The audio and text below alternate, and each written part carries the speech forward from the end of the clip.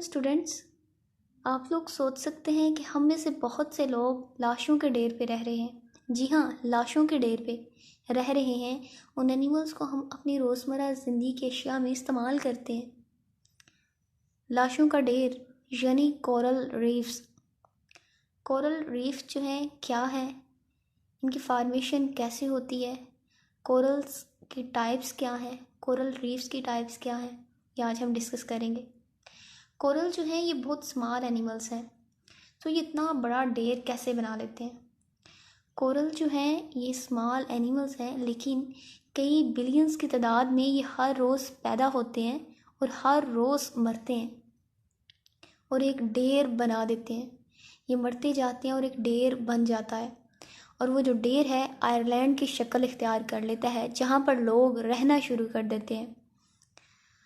अब कोरल्स जो एनिमल्स हैं इनकी कुछ खसूसियात हैं।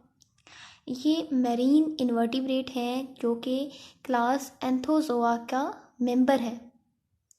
जो कोरल्स हैं ये सबसे पहले कैम्ब्रियन पीरियड में अपीयर हुए थे, तकरीबन 535 मिलियन ईयर्स अगो। जो कोरल्स हैं इनका कुछ स्ट्रक्चर इस तरह से होता है जिसमें माउथ को टेंटिकल्स ने घेरा हुआ होता है।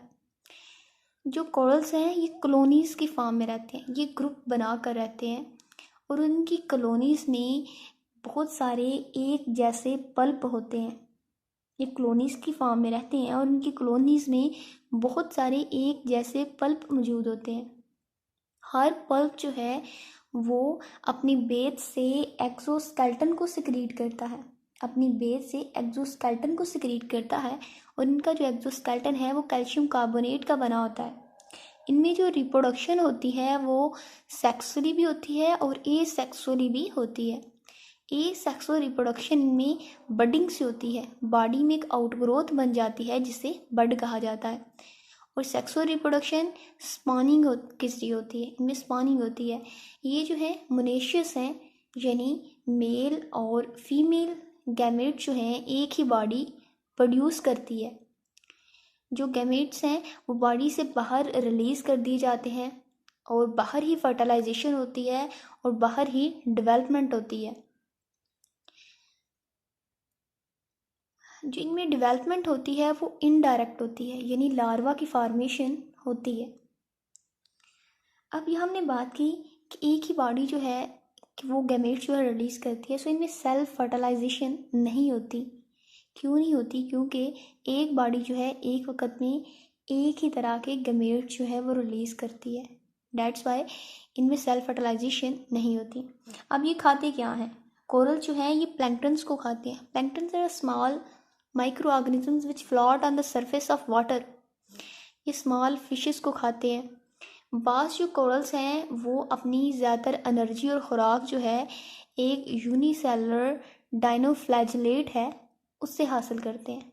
उस यूनिसेलुलर डाइनोफ्लैजिलेट का नाम है जूसेंथेला। जूसेंथेला जो है ये यूनिसेलुलर है और फोटोसिंथेटिक है। जूसेंथेला जो है ये कोरल्स के साथ सिम्बायोटिक रिलेशनशिप शो करता है। ऐसा रिलेशन जिसमें दोनों फरीक जो हैं वो एक दूसरे से फ़ायदा उठाते हैं। जूसेंथेला जो है ये कोरल को खुराक और एनर्जी फ्राहम करता है और बदले में कोरल से रहने की जगह लेता है। सो ये रहता कहाँ पर है? तो ये कोरल्स के टिश्यूज़ में रहता है और इसकी कॉलोनी को और इसके बॉडी को एक ख़ास कलर देता है। अब कौन सी कंडीशंस हैं इसके सरवाइव करने के लिए? ये जो कोरल एनिमल्स है, कौन सी कंडीशन है जिनमें ये सरवाइव करता है? ये रहते कहाँ पर है? तो ये तकरीबन 30 डिग्री साउथ से 30 डिग्री नॉर्थ के दरमियान में पाए जाते हैं। ये तकरीबन वार्म वाटर में सरवाइव करते हैं। इनका जो टेम्परेचर होता है वो ऑलमोस्ट 20 से 21 डिग्री टेम्परेचर इनको रिक्वायर होता है। ये तकरीबन 200 से 250 फीट की गहराई में पाए जाते हैं, 66 से 70 मीटर। ये ना तो फ्रेश वाटर में पाए जाते हैं, ना टर्बिड वाटर में पाए जाते हैं, और ना ही सेलिन वाटर में पाए जाते हैं, यानी मैरीन, ना ही सी वाटर में पाए जाते हैं। तो ये कौन से वाटर में पाए जाते हैं, कौन से पानी में रहते हैं? ये उस पानी में रहते हैं जिसकी सैलिनिटी जो है वो 27 से 30 पार्ट पर 1000 हो, जिस पानी की सैलिनिटी जो है वो 27 से 30 पार्ट पर 1000 हो। ये जो सिंबल है ये फीसद का नहीं है, इसे पार्ट पर 1000 पढ़ा जाता है। कोरल्स की बेसिकली 2 टाइप्स हैं, सॉफ्ट कोरल्स और स्टोनी कोरल्स। जो सॉफ्ट कोरल्स होते हैं इनके पास सॉलिड एक्सोस्केलेटन नहीं होता, इनके पास इनके जो टिश्यूज होते हैं इनके पास सपोर्टिंग स्ट्रक्चर जो होता है उसे स्क्लेरेट्स कहा जाता है, जो कैल्शियम कार्बोनेट और प्रोटीन का बना होता है। जो स्टोनी कोरल्स हैं इनके पास सॉलिड हार्ड एक्सोस्केलेटन मौजूद होता है जो कि सिर्फ कैल्शियम कार्बोनेट का बना होता है। सॉफ्ट कोरल्स का जो पल्प है इसकी 3 फोल्ड सिमेट्री होती है, जबकि स्टोनी कोरल के पल्प की 6 फोल्ड सिमेट्री होती है। सॉफ्ट कोरल्स का जो पल्प का स्ट्रक्चर होता है वो पिन्नेट यानी फीदर लाइक होता है। इनका स्ट्रक्चर फीदर लाइक होता है जिससे साइड ब्रांचेस निकली होती हैं जिसे हम पिन्यूल्स कहते हैं। स्टोनी कोरल्स के जो पल्प का स्ट्रक्चर होता है वो ट्यूब लाइक यानी सिलेंड्रिकल होता है। अब रीफ की फॉर्मेशन कैसे होती है? जितने भी कोरल्स हैं वो रीफ की फॉर्मेशन नहीं करते।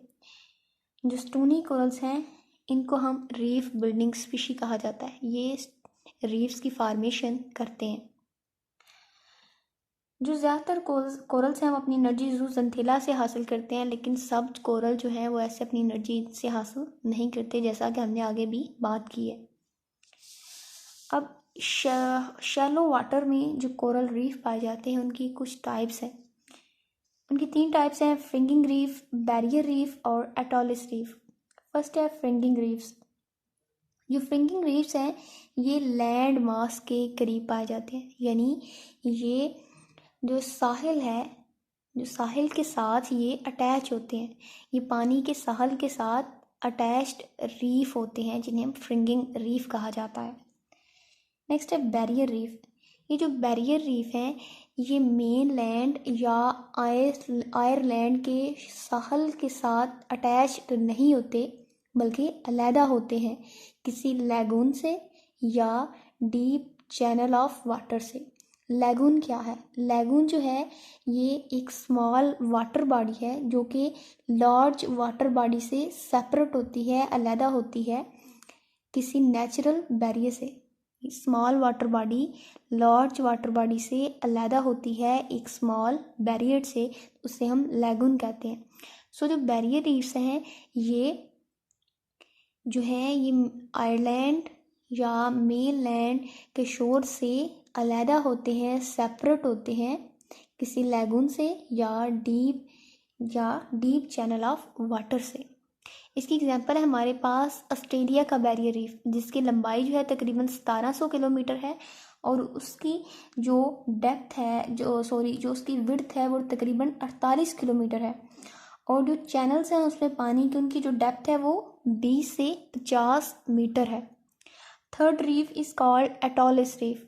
जो एटोलिस रीफ है ये सर्कुलर रीफ है, ये जो सी है उसके दरमियान एक हमें सर्कल नज़र आता है और उस सर्कल ने एक लैगून को घेरा होता है। लैगून जैसे मैं ऊपर बात की है कि एक स्मॉल वाटर बॉडी है जो कि लार्ज वाटर बॉडी से अलहदा होती है किसी नेचुरल बैरियर से, तो उसे हम लैगून कह देते हैं।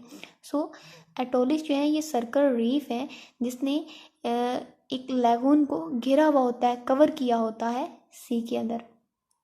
एटोलिस जो है सबसे पहले डिस्क्राइब इनको चार्ल्स डार्विन ने किया था, यह एक हाइपोथेसिस के अकॉर्डिंग। अब कोरल्स की एक स्पीशी है जिसे हम ऑक्टा कोरैलियन कोरल्स कहते हैं। ये बहुत कलरफुल होते हैं और गर्म पानी में रहते हैं। इनके पास 8 फीदर लाइक टेंटिकल्स होते हैं और 8 इनके पास मेजेंट्रीज होती हैं। मेजेंट्रीज जो हैं ये स्ट्रक्चर है जिसका रोल होता है डाइजेशन में और बॉडी के स्ट्रक्चर को मेंटेन करने में। और इनके पास एक स्वाइनोगल्फ होता है। स्वाइनोगल्फ स्ट्रक्चर है जिसका रोल होता है वाटर की रेगुलेशन में। अगर वीडियो अच्छी लगे तो प्लीज़ लाइक और सब्सक्राइब करना मत भूलिएगा।